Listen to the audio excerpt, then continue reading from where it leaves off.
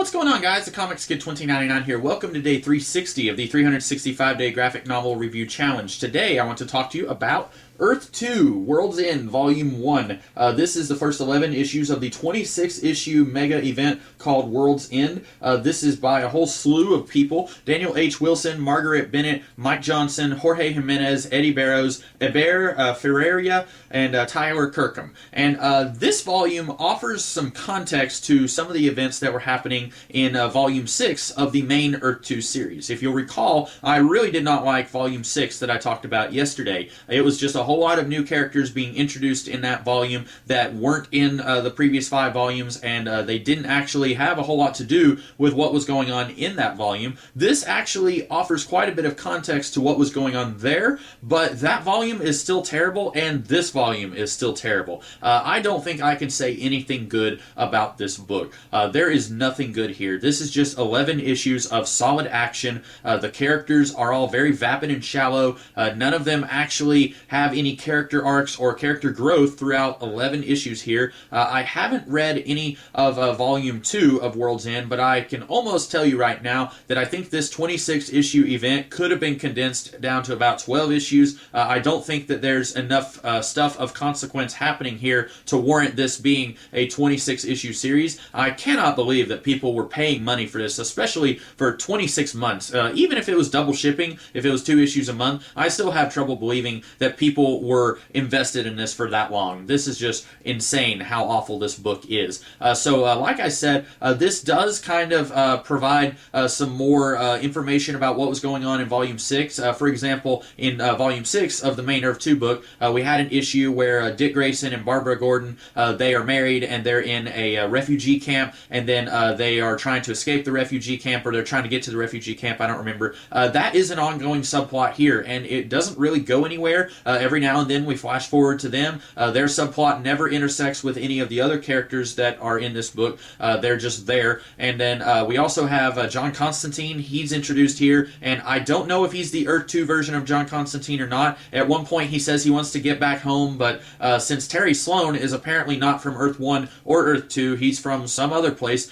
For all I know, this version of John Constantine is also from some other place. But he's here, and he's doing something, trying to investigate why magic is broken. I really don't understand why the creators of this event felt the need to introduce even more characters into this series. We already had like 50 billion characters in the main Earth 2 series. A lot of them were written very inconsistently and didn't really have a purpose in the main Earth 2 series, especially when you were changing creative teams so often as that series did. You really don't need to introduce even more characters with this event. We don't need Dick Grayson or Barbara Gordon, and this book can't even decide if their son's name is Tommy or Johnny. I kid you not, in one issue they call him Tommy, in one issue they call him Johnny. I actually thought I was misremembering, but then later on they call him Johnny again.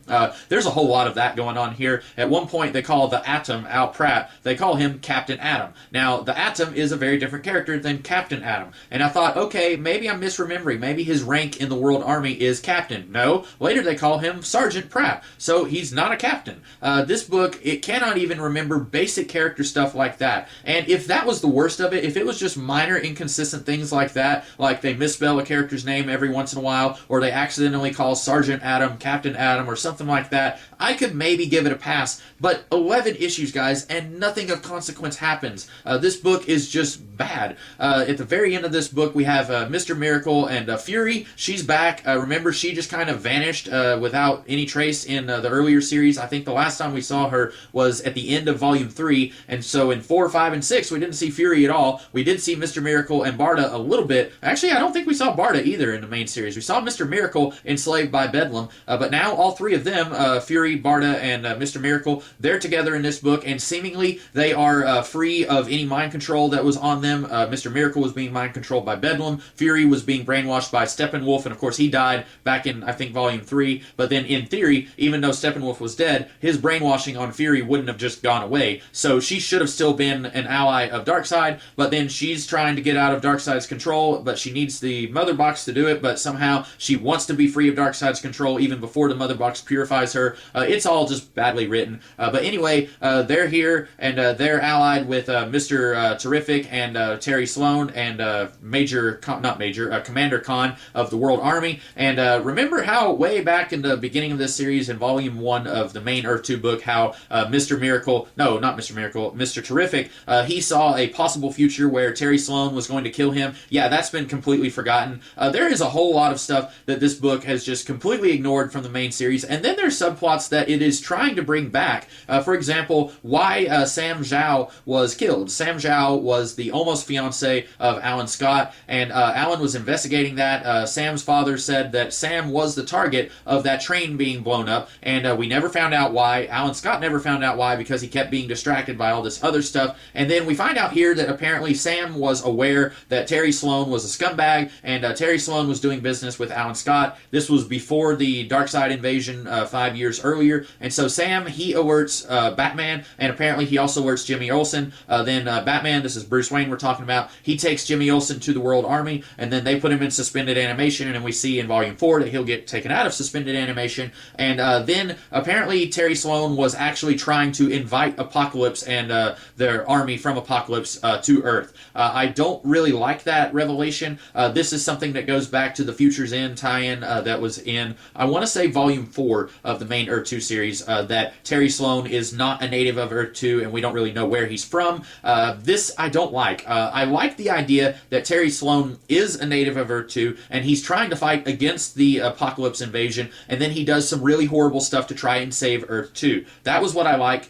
Starting here, and also in that Future's End tie-in issue, we have this idea that he says he is going to do whatever he can to save his home world, but we don't know what his home world is. And then here we also find out that he was apparently in league with Darkseid, and then pretending to be in league with Batman, Wonder Woman, and Superman for like 5 years, and then he starts to fire pits on Earth. I don't like that, because that issue where we found out that Terry Sloan committed genocide on Earth, we are seeing his thoughts. We are seeing him say that he is trying to stop this war, and now we're seeing that he was apparently in league with Darkseid the whole time. It's just inconsistent, but that's a word that I could use to describe everything about this book. I don't think there is a single thing about this book that I like. Remember in my review of Volume 6 yesterday how Kara Starr and Helena Wayne, they just came back to Earth 2 somehow in between Volumes 5 and 6. I thought maybe that would get explained here. No, at the very beginning of this book, we see them suddenly on Earth 2. I guess that's explained in the World's Finest series, but again, I haven't read the World's Finest series. I feel like that should have been something that was given a little bit more screen time here.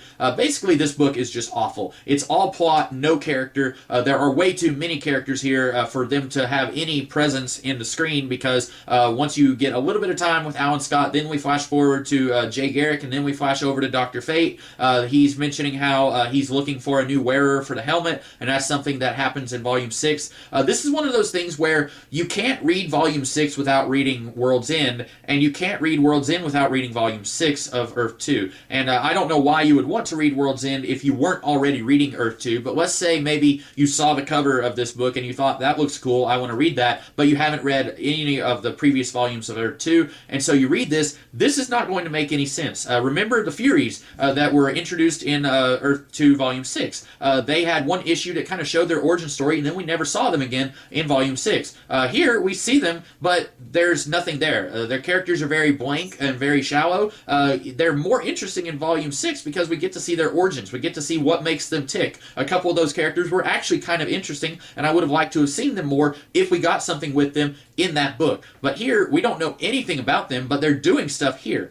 So this is kind of a companion piece that's necessary for Volume 6, and likewise, it's necessary for this. But that's not good. You should not have to go and read something else in order to understand what's going on here, especially since this says Volume 1 on the cover. It should not need homework to understand what's going on here. Overall, this is just mind-numbingly bad. I cannot recommend this to anyone. I would not even recommend this to my worst enemy. This is bad. This really just ruined the Earth 2 stuff for me. I was really enjoying this series up until Volume 5, but this series here is just really ruining everything that I enjoyed about this book. So anyway, I hope that you guys liked this review. I hope that you enjoyed my thoughts on Earth 2 World's End Volume 1. So I will be back tomorrow to talk about another book. In the meantime, you guys have a great rest of the day. Catch you later.